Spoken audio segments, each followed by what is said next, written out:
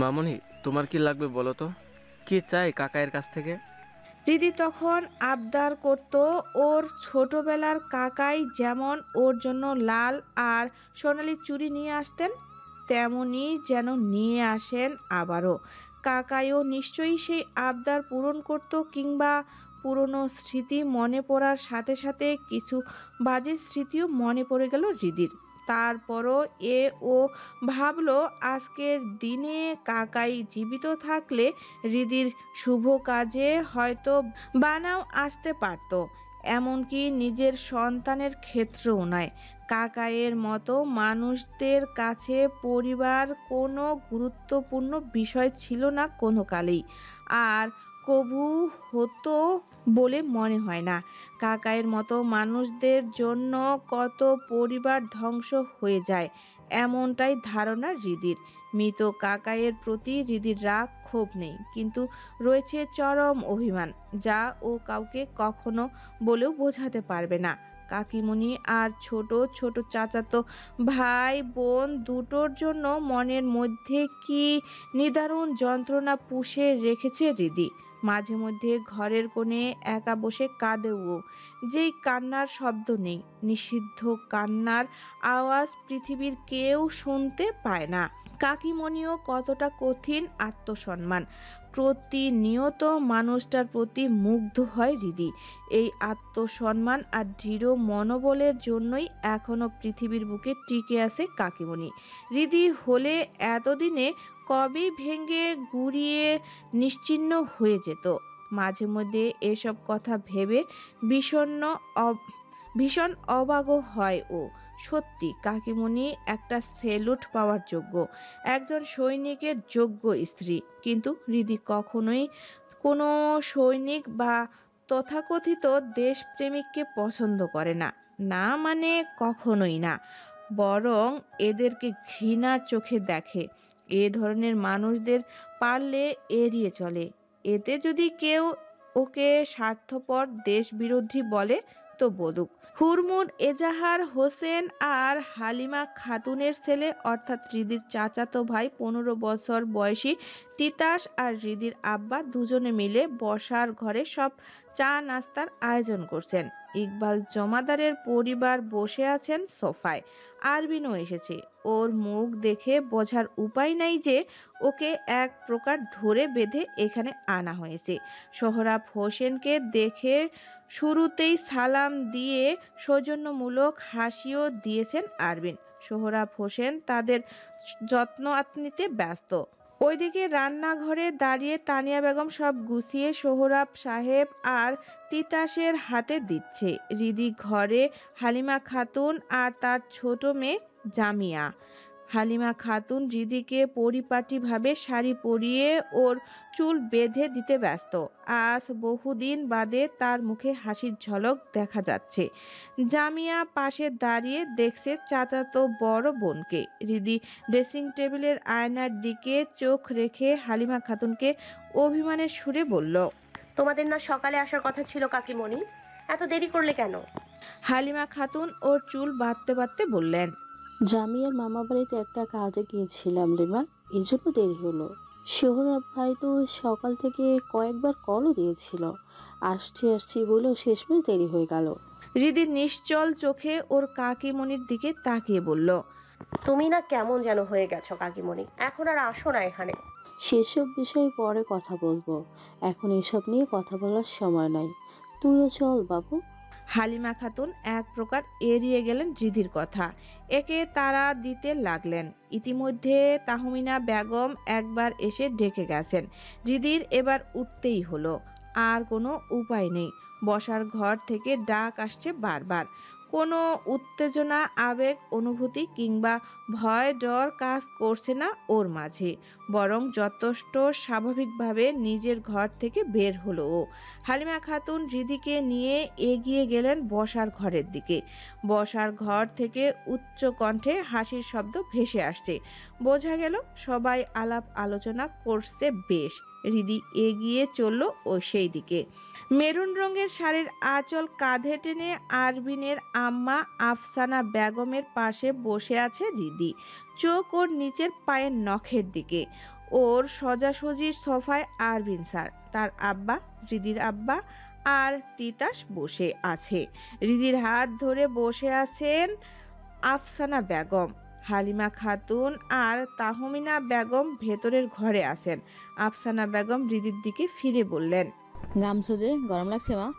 হৃদির জীবনের একটা গুরুত্বপূর্ণ বিষয় নিয়ে আলোচনা চলছে। সবাই আলাপ আলোচনা করছে। সামনে আরবিন স্যার অফ হোয়াইট টি শার্টের উপর লেদার জ্যাকেট পরিহিত, সানগ্লাস বুক পকেটে রেখে বসে আছেন, দু হাত বুকের উপর এঁটে। না তাকেও হৃদি বুঝতে পারছেন আরবিন মাঝে মধ্যে ওর দিকে তাকাচ্ছে, খুঁটিয়ে খুঁটিয়ে দেখছে হৃদির সাজগোজ। হৃদির নাকের ছোট্ট বড়ই ফুলের নকশার নাকফুলটাতেই বারবার নজর আটকে যাচ্ছে আরবিনের। এক দৃষ্টিতে দেখছে সে। এই দৃষ্টিতে কোনো আড়ষ্টতা নেই, না তো কোনো আরম্ভ ভাব। তবুও হৃদির শ্বাস প্রশ্বাস আটকে আসছে।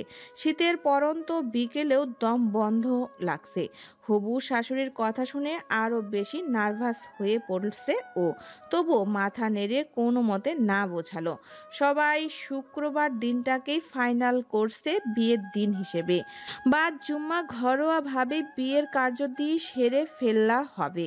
হৃদির আরও বেশি অস্বস্তি হচ্ছে এই মুহূর্তটা। এমনিতেও শাড়ি পরার কারণে শরীর রগে রগে হয়ে যাচ্ছে। জামদানি ব্লাউজের জন্য পিঠের দিকটাতে মনে হচ্ছে কেউ খামচে ধরেছে যেন। তারপরও এসব আলোচনার মাঝে এতক্ষণ বসে আছে। সামনে লজ্জা দেওয়ার মতো একজন মানুষ তো আছেই। হৃদির অস্বস্তির সীমা ছাড়াবে তখনই সামনে হতে একটা ভারিক্য কণ্ঠ শোনা গেল, আম্মা, ওকে এবার ভেতরে যেতে বলুন। এখানে থাকলে অস্বস্তি আরও বাড়বে। বাসা ভর্তি মেহমান, বেশিরভাগের সবাই পরিচিত আত্মীয় স্বজন। তবুও হৃদির অস্বস্তি কমার বদলে বরং বেড়েই চলছে। বুকের মাঝে ধুকভুক কম্পন, যেন যুদ্ধের দামামা বাজিয়ে সান্ধ্যে ওকে গ্রাস করে নিচ্ছে পুরোপুরি। শুক্রবার দিনটা এত দ্রুত আসতে হলো, মাঝখানে দুটো দিন যেন চোখের পলকেই কেটে গেছে। কেনাকাটা তদারকি করতে করতেই সময় চলে গেল। হৃদি শুধু মুখ বুজে চুপচাপ দেখছে। ঘরোয়াভাবে বিয়েতেও কি এলাহি আয়োজন ওর বাবা আম্মার, কোনো কিছুর কমতি নেই। কাকুমণি গত দুদিন যাবৎ এখানেই আছেন তার দুই ছেলে মেয়েকে নিয়ে। হৃদির বিয়ের পাট চুকিয়ে তবেই বাড়ি ফিরবেন। বাড়ি বলতে অবশ্য তার নিজের বাড়িও নয়, ভাড়া বাসা নিয়ে থাকছেন আপাতত। মৃত স্বামী এজাহারের জমিতে দালান তুলছেন। যতদিন না নির্মাণ কাজ শেষ হবে ততদিন ভাড়া বাড়িতেই থাকবেন। হৃদির আব্বু, এমনকি হালিমা খাতুনের মায়ের বাড়ির আত্মীয়রাও তাকে সাহায্য করতে চেয়েছিল, তবে তিনি তাতে মোটেই রাজি নন। হৃদির হাতে গতকাল মেহেদি লাগিয়ে দিয়েছিল জামিয়া। হৃদি নিজেও লাগাতে পারত, কিন্তু ওর থেকে 2 বছরের ছোট বোনটি গত 2 দিনে ওকে খুব একটা নড়তে চড়তে দেয়নি। ননির পুতুল বানিয়ে রেখেছে। বড় বোনের বিয়েতে তার জন্য কি দারুণ খেয়াল জামিনার। হৃদি রীতিমতো অবাক হচ্ছে। বাচ্চা মেয়েটার কত খেয়াল তার প্রতি। অবশ্য সে হালিমা খাতুনের মেয়ে, তারই স্বভাব পেয়েছে বৈকি। তিতাসও সেরকম। আত্মীয়দের প্রতি সৌহার্দ্যপূর্ণ মনোভাব, ভদ্রতা, সব দিক থেকে সমানে সমান দারুণ শিক্ষা পেয়েছে তারা তাদের মায়ের কাছ থেকে। ঘড়ির কাঁটায় সকাল 10টার ঘর পেরিয়েছে কিছুক্ষণ আগে। রীতি বসেছিল বিছানার উপরে। জামিয়া ওর চুলের বেনি খুলে দিচ্ছে। হৃদির সাথেই ঘুমিয়েছে ও গতকাল রাতে। হৃদিকে দুটো দিন চুপচাপ দেখে ও চুপ হয়ে আছে।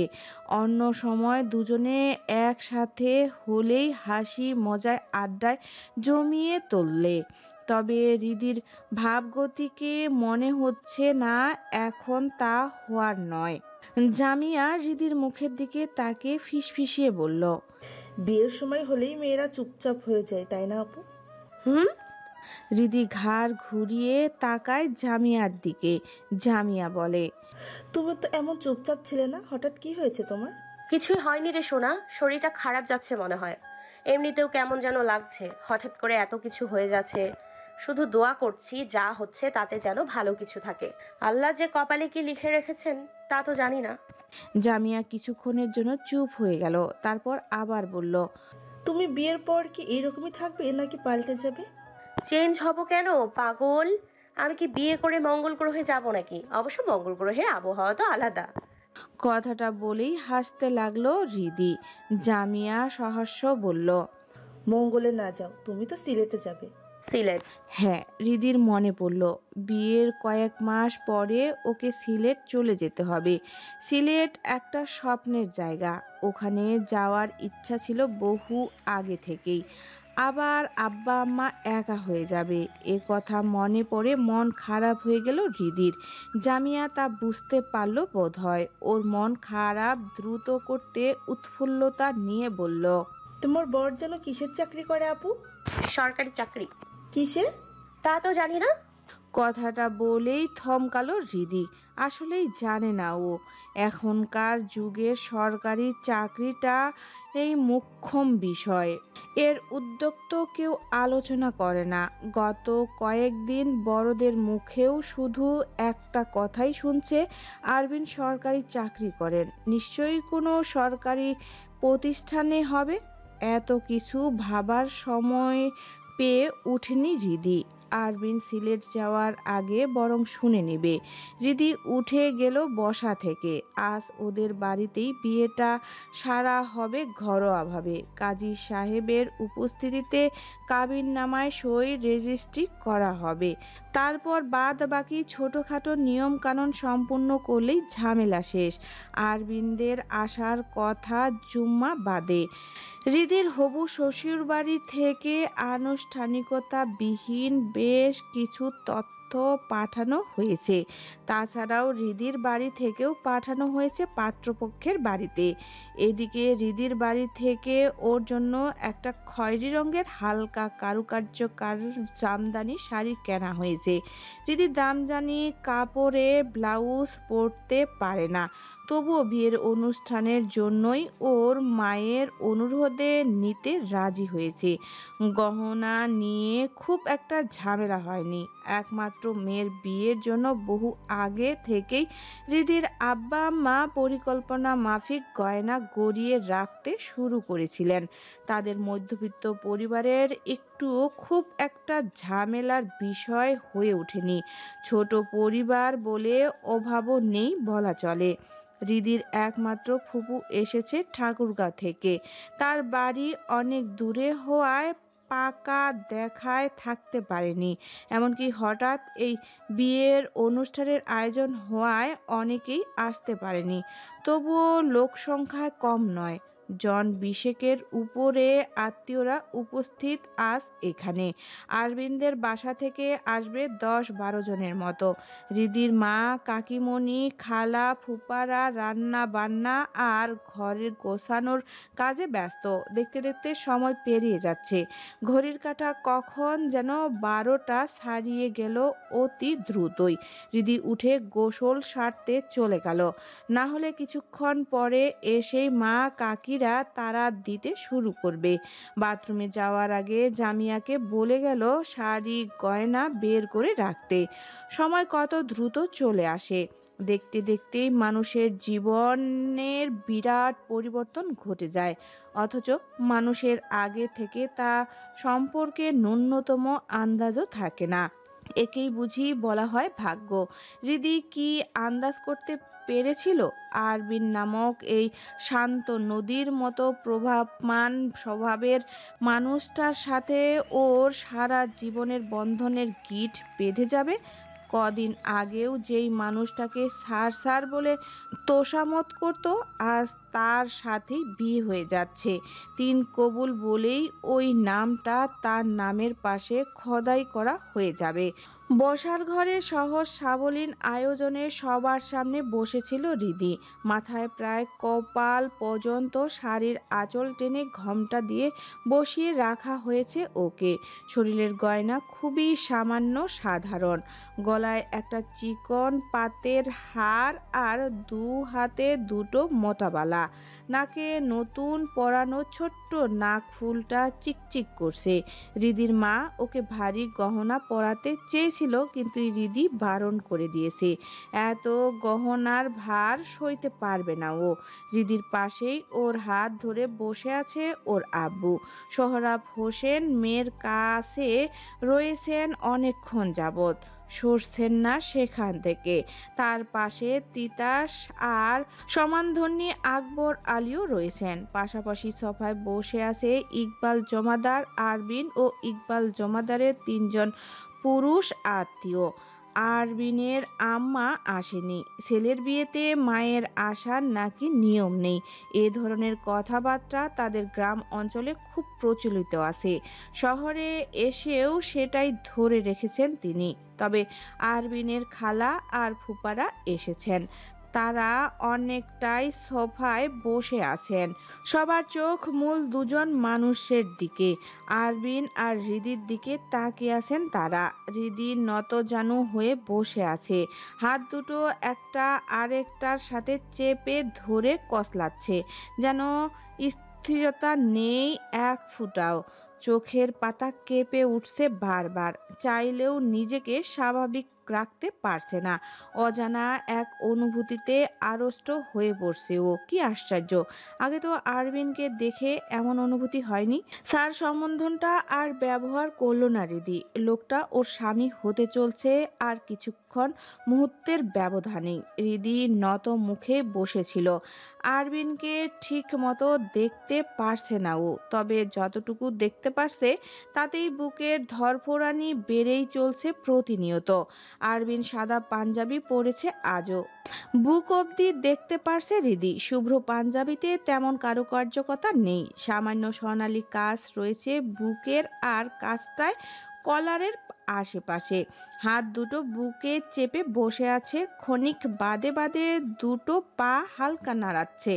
একটা ঘড়িও পড়েছে বা হাতে, যদিও তা সবসময়ই থাকে। কাজী সাহেব সকল নিয়ম কানুন সম্পূর্ণ করার ব্যবস্থা করছে, একে একে সব ফর্মালিটি পূরণ হয়ে যাচ্ছে। হৃদির সেদিকে খেয়ালই নেই, হুঁশও নেই কোনো। এক সময় কানে বাজলো কাজী সাহেব বলছেন, আম্মা তুমি রাজি থাকলে বলো কবুল, বলো মা কবুল। হৃদির আব্বু ওর কাঁধে হালকা ধাক্কা দিয়ে কবুল বলতে বলল। হৃদিও ধীরে সুস্থে বিনা সঞ্চারে টেনে টেনে 3 বার বলল, কবুল কবুল কবুল। আরবিনকে বলতে বলার পরে ও পাশ থেকেই শান্ত একটা কণ্ঠস্বর শোনা গেল, আমি কবুল করলাম। সবাই হাত উঠিয়ে আলহামদুলিল্লাহ বলল। তারপরই বিয়ের রেজিস্ট্রেশন আর কাবিননামায় সই করানোর কার্যবিধি সম্পূর্ণ করা হলো। হৃদি জানে না সেই সময় ওর কেমন অনুভূতি হয়েছিল। এই অনুভূতির সাথে ওর আগে কখনো পরিচয় হয়নি। শুধু বুঝলো শির দ্বারা বিয়ে একটা ঠান্ডা স্রোত বয়ে গেল। সামনে উপস্থিত মানুষটা আমি কবুল করলাম কণ্ঠস্বর বারবার কানে বাজছে। কেমন যেন অসহ্যকর অনুভূতি হচ্ছে, অস্থির তোলপাড় সৃষ্টি হচ্ছে বুকের মাঝে। মস্তিষ্ক দম মেরে আসছে। হৃদিকে নিয়ে যাওয়া হলো ভেতরে। এখন বরপক্ষ আর বিয়েতে উপস্থিত সবার খাওয়া দাওয়ার আয়োজনের পালা সারা হবে। হৃদিকে ভেতরের ঘরে ওর কাকিমণি খাইয়ে দিবেন। তবে এরপর কি হতে চলছে জানে না হৃদি। ঘূর্ণিঝড় বুঝি ধয়ে আসছে, এই তো আর বেশি দূরে নয়। আপু, আজ নাকি দুলাভাই এইখানে থাকবে? তোমার ঘরেই আসছে কিছুক্ষণ পরে। বড়রা আলোচনা করে ঠিক করেছেন আজ দুলাভাইকে এইখানে রেখে দেওয়া হবে। হৃদি সবে শ্বাস মুখে বসেছে, তখনই জামিয়া এসে কথাটা বলে গোছানো ঘর আবারও গোছাতে লেগে গেল। হৃদির হৃৎস্পন্দন কিছু মুহূর্তের জন্য থমকে গেল। ওর ঘরে ওর কিছু মহিলা আত্মীয়রা ছিল, তারা বলাবলি করতে লাগলো। হৃদির না ওই বাড়িতে যাওয়ার কথা? তখনই হালিমা খাতুন ঘরের ভেতরে এসে বললেন, হৃদিকে ওরা নিয়ে যেতে চেয়েছিল আজকে দিনের জন্য। আমরাই বললাম একেবারে বরং আনুষ্ঠানিক করে পরেই নেওয়া হোক। তাছাড়া আমাদেরও মেয়ে জামাইয়ের আবার কালকেই দীর্ঘদিনের জন্য সিলেট যেতে হবে। তার চেয়ে আজকের দিনটা বরং শ্বশুরবাড়িতে যত্ন আত্মীয়তে থাকুক। আর ওদের স্বামী স্ত্রী দুজনের তেমন কোনো আলাপই হয়নি বলা চলে। দুজন একসাথে থাকুক আজকে, নিজেরা কথাবার্তা বলুক, সম্পর্কটা গভীর হতে দেওয়ার সুযোগ দিতে হবে তো নাকি? কথাটা বলেই হালিমা খাতুন সবাইকে বাইরে যাওয়ার তাড়া দিলেন। সবাই একে একে বেরিয়ে যেতেই হৃদিকে বললেন, প্রিয় শ্রোতা বন্ধুরা, ভয়েস অফ জান্নাত চ্যানেলটিতে নিয়মিত আশিক সোনালিকার গল্প শুনতে ও পড়তে আমাদের চ্যানেলটি সাবস্ক্রাইব করে পাশে থাকুন। আপনাদের ভালোবাসা ও সহযোগিতা আমাদের প্রেরণা। ধন্যবাদ।